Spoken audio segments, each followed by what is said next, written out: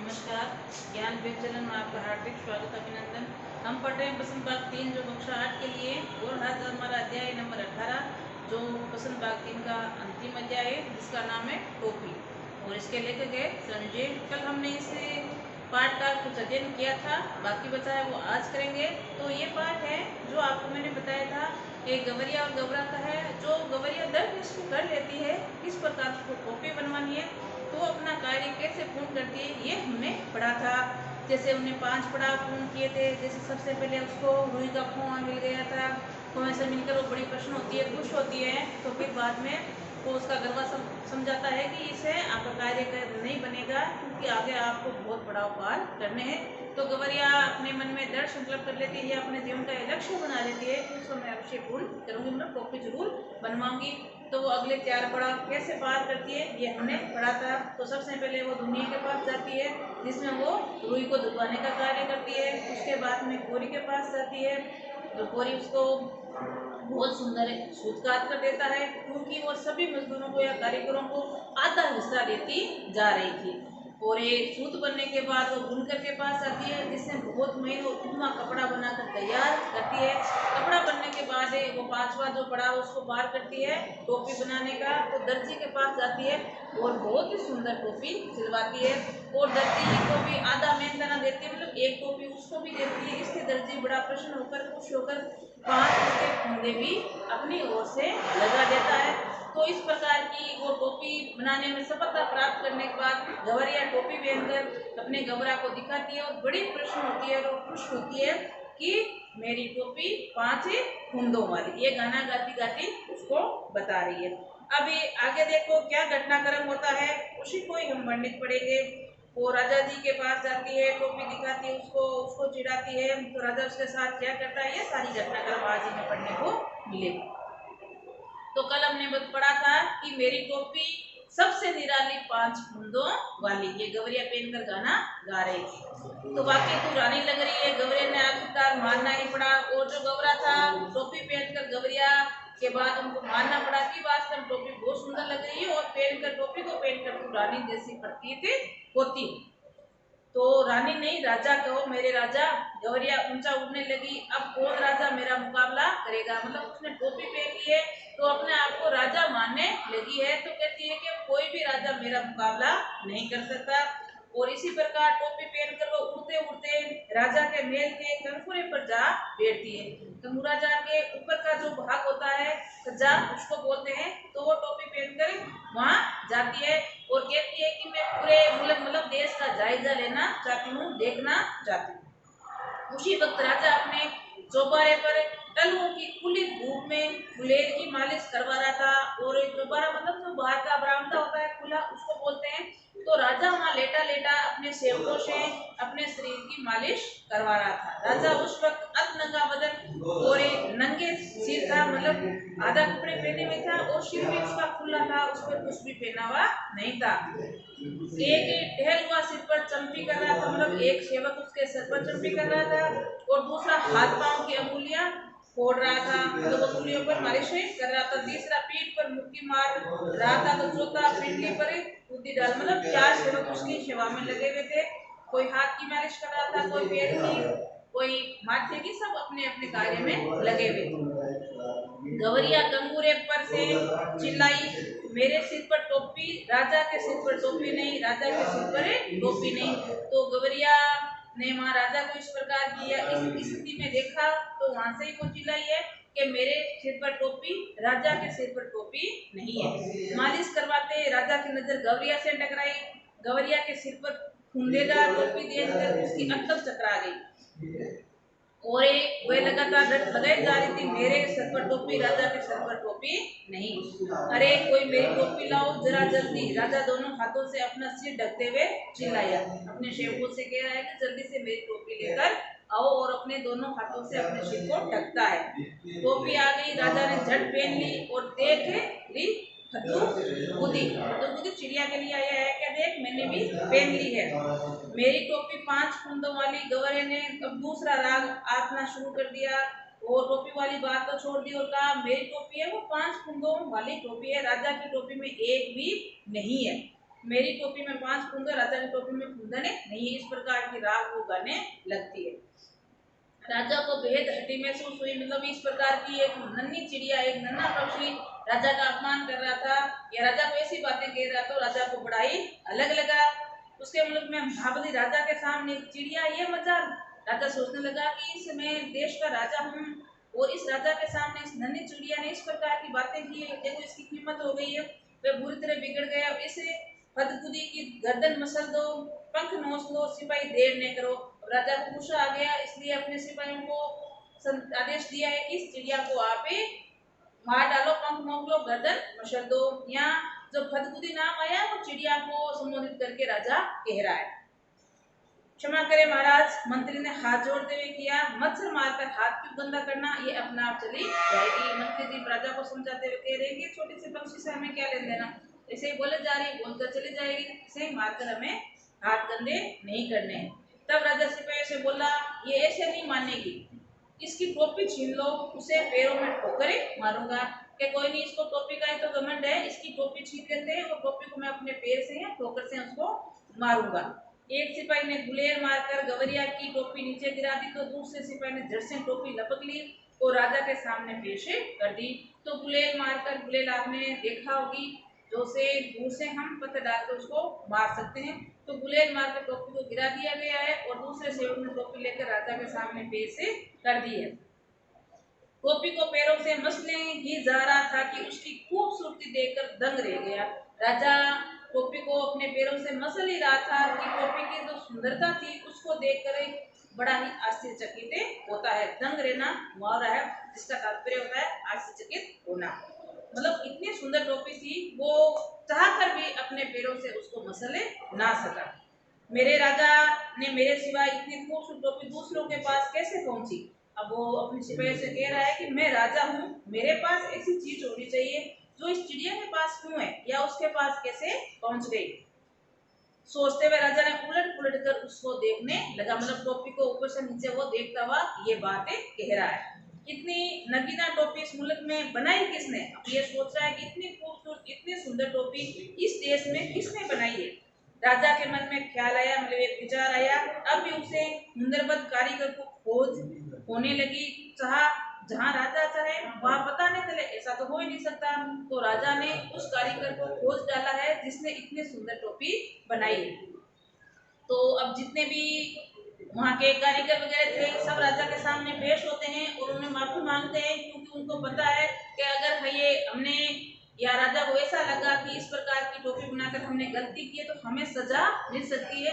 इसलिए जिस कारीगर को याद किया जा रहा है या बुलाया जा रहा है वो भागता हुआ राजा के पास आता है और माफी मांगता है। तो सबसे पहले कौन आएगा, दर्जी। तो गिरते पड़ते दर्जी हाजिर हुआ, दुआ ही अंदाता, मतलब हमें माफ करें, इतनी बढ़िया टोपी तुमने हमारे लिए क्यों नहीं बनाई। अब राजा उससे पूछ रहा है कि इतनी सुंदर टोपी कभी मेरे लिए तो नहीं बनाई।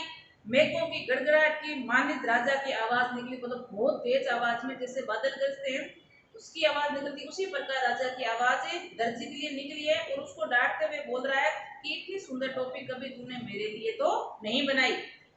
दुआई अंदाता वापिस माफी मांग रहा है और कहता है कि हमें दुआई नहीं वजह बताओ। वो कह रहा है कि बार बार ये तू सब क्यों यूज दे रहा है दुआई वाला, कारण बताओ, तुमने इतनी सुंदर टोपी इस गवरिया के कैसे बना दी।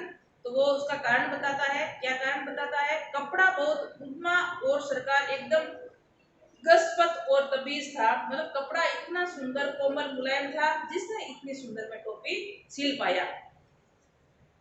उसने कारण बता दिया, माफी नहीं वजह बताओ। तो उसने बता दिया ये। तो अब क्या करते हैं, जिसने कपड़ा बुना था, मतलब बुनकर, बुनकर को हाजिर होने के लिए बोलना है। तो ऐसा उद्मा कपड़ा किसने बुना। तो नाक के मुद्दा राजा फूक मारते गिरते पड़ते बुनकर हाजिर हो गया। माफी मांगती सरकार, वो भी माफी मांगते हुए कह रहा है कि सरकार हमें माफ कीजिए, माफी नहीं हमें वजह बताओ, कैसा ऐसा क्या कारण था इतना सुंदर तुझे कपड़ा मिल गया। ऐसा उद्मा कपड़ा, सूत बड़ा उद्मा था सरकार, एकदम महीन और लच्छेदार। वो सूत का कारण बता रहा है कि मैंने कपड़ा इस कारण इतना सुंदर बना पाया, बढ़िया बना पाया, क्योंकि कपड़े बनने की जो वस्तु होती है सूत वो बहुत ही सुंदर, उद्मा और लच्छेदार था, इसलिए इतना सुंदर कपड़ा बनाया। अब जैसे सूत का नाम आया तो सूत काटते हुए जो गोरी था उसको राजा ने बुलाया, वो पढ़ता फिरता हाजिर होता है और जान बख्श महाराज, वो भी माफी मांगता है कि हमें जान बख्श दीजिए महाराज, जान नहीं बचे, बताओ बोलो क्या कारण रहा ऐसा, तो इतना सुंदर तूने सूत काट दिया। तो वो कहता है कि रुई बड़ी बेहतरीन थी सरकार, एकदम बादलों की तरह धुली हुई थी।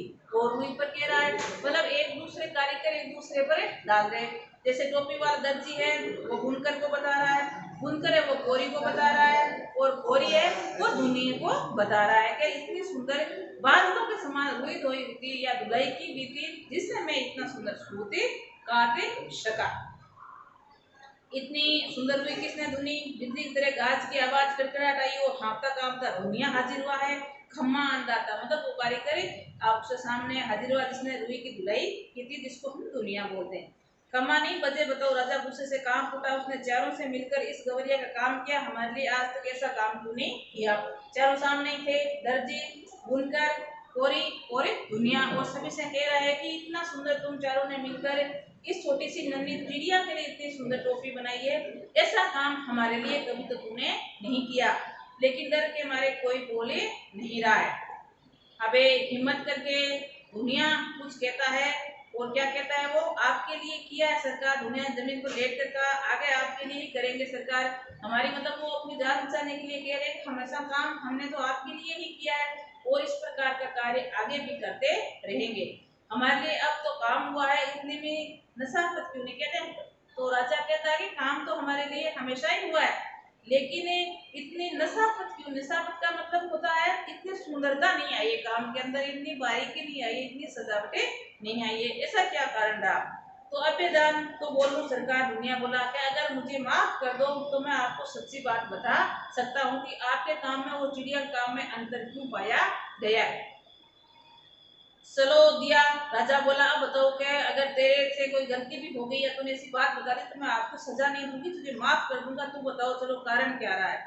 तो महाराज इस गवरिया, भाई दुनिया बात बता रहे हैं क्या रहा असली कारण। तो महाराज ने गवरिया से जो काम करवाया उसे आधा हिस्सा देती गई, जैसे हमें मेन खाने के रूप में मजदूरी के रूप में इस गवरिया ने आधा हिस्सा दिया है। जैसे हमने सबसे पहले ये दुनिया के पास जाती है और दुनिया से जब रुई धुलवाती है तो आधी रुई दुनिया को देती है, और फिर कोरी के पास आती है तो आधा सूट है वो कोरी को देती है, फिर बुनकर के पास आती है तो आधा कपड़ा बुनकर को देती है, और अंत में दर्जी के पास जाती है तो एक टोपी दर्जी को देती है और एक अपने लिए बनवाती है।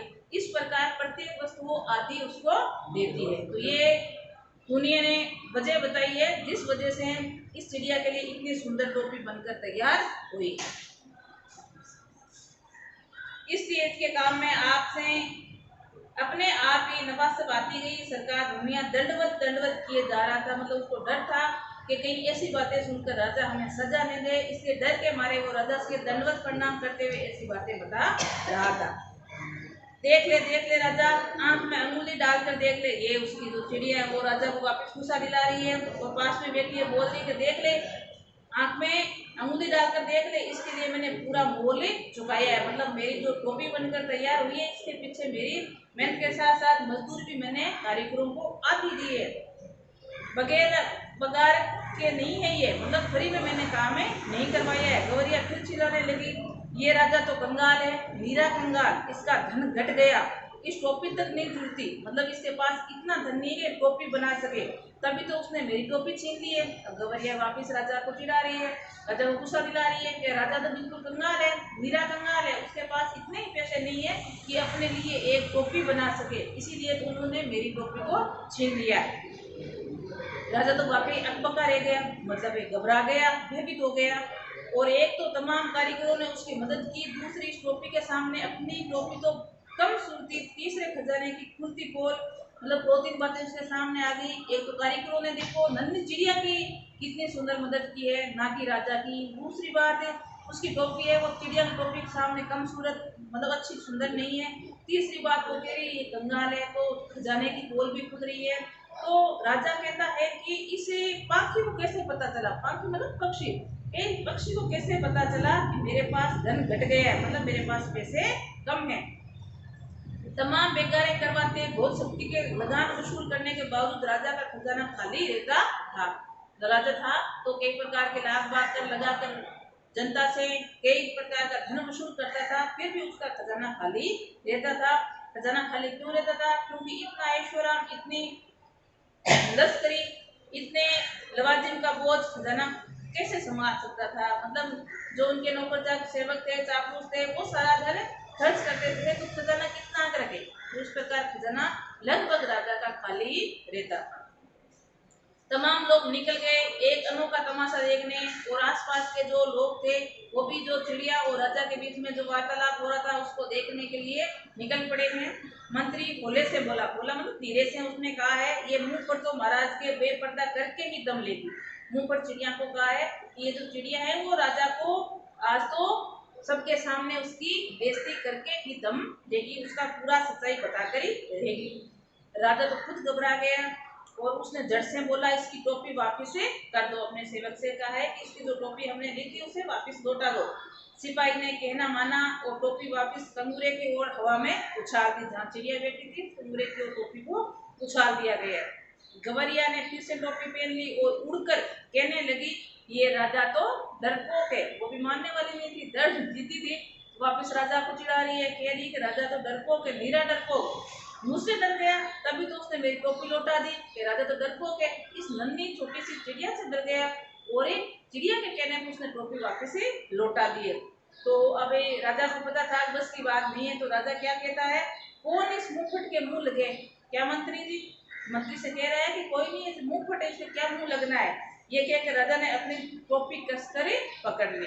यहाँ टोपी कसकर पकड़ने से राजा टोपी की इज्जत और मान सम्मान की बात की गई है कि अगर हम ज्यादा देर तक चिड़िया के मुंह लगे रहे तो ये हमारी और इज्जत उछालेगी, इसलिए इससे अच्छा है इससे हम पीछा छुड़ाए। और उसने अपनी टोपी को कसकर पकड़ लिया, मतलब अपनी इज्जत बचाने की कोशिश की। तो ये तो था आपके आज का अधूरा रिया वालेसन टॉपिक, इसको हमने पूर्ण किया है। अब हम इससे संबंधित 2-3 प्रश्न करती हूँ। जिससे पहला है, गवरिया और गौरा के बीच में किस बात पर बहस हुई और गवरिया और को अपनी इच्छा पूर्ण करने का अवसर कैसे प्राप्त हुआ? तो जब पाठ हमारा शुरू हुआ था तभी आया था कि गवरिया ने मनुष्य के बारे में बताया कि कितने सुंदर लिबास पहनता, मतलब कपड़े पहनता जिससे वो और सुंदर लगता है।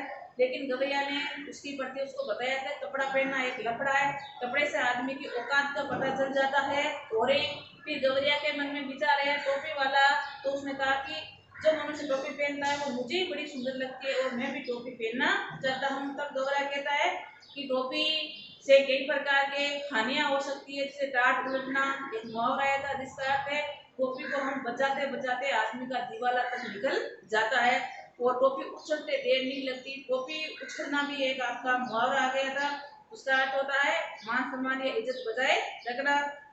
और एक इसमें तभी गवरिया को समझा कर कहता है कि इस प्रकार टोपी की तू जिद छोड़ दे, क्योंकि टोपी से अनेकों प्रकार के नुकसान हो सकते हैं। लेकिन गवरिया ने टोपी बनाने का अपने जीवन का लक्ष्य बना लिया था, दृढ़ निश्चय कर लिया था। और एक सबसे पहला अवसर गवरिया को जब वो दाना चुगने के लिए दूर पर जाते हैं, दूर का मतलब जहाँ काफी संख्या में कचरा इकट्ठा हुआ है उस स्थान पर वो दाना के लिए जाते हैं, तो वहां उनको एक रुई का कुआं मिल जाता है और उस कुएं को पाकर गवरिया बड़ी खुश होती है और उनको ये अवसर मिल जाता है कि अब मैं अपनी टोपी अवश्य ही बनाऊंगी। दूसरा प्रश्न है आपका, टोपी बनवाने के लिए गवरिया किस किस के पास गई और टोपी बनाने तक के एक कार्य आप बताइए।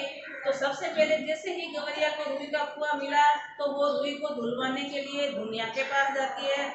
दुनिया रुई धोने से मना करता है लेकिन वो आधा हिस्सा देकर उसको मनवा लेती है और वो अपने मन से बहुत ही सुंदर रुई को धोकर देता है। फिर दूसरी बारी आती है कोरी की, कोरी के पास आती है और कोरी को भी आधा देकर बहुत ही उद्यमा और लक्ष्यदार सूट कटवा लेती है। फिर 3 नंबर पर जाती है बुनकर के पास, तो बुनकर को भी अपना आधा हिस्सा देकर बहुत सुंदर और एक उद्यमा कपड़ा तैयार करवा लेती है। और फिर जाती है एक में दर्जी के पास, तो दर्जी को भी आधा हिस्सा मतलब एक टोपी दर्जी के लिए और एक अपने लिए बनवाती है, जिससे दर्जी प्रसन्न होकर उस टोपी पर 5 फंदे भी जड़ देता है। इसके बाद में सेकेंड क्वेश्चन आपका यही है, गवरिया की टोपी पर दर्जी ने 5 फंदे क्यों जड़ दिए? तो गवरिया ने दर्जी को मेहनताने के रूप में आधा हिस्सा दिया था जिससे दर्जी बड़ा ही प्रसन्न हुआ, क्योंकि आज तक दर्जी को ऐसा मेहनताना मतलब मजदूरी कभी प्राप्त नहीं हुई थी। इसलिए वो प्रसन्न होकर, चिड़िया की मेहनताना से प्रसन्न होकर उसकी टोपी पर 5 फुंदे जड़ देता है। तो ये थे इसी पाठ के प्रश्न उत्तर, और एक हमारा पाठ भी पूर्ण होता है। और आपकी जो पुस्तक है बसंत बाग 3 वो भी आज समाप्त होती है। कल हम आपकी नई जो सेकंड पुस्तक है उसको पढ़ेंगे। तो आज के लिए इतना ही। नमस्कार।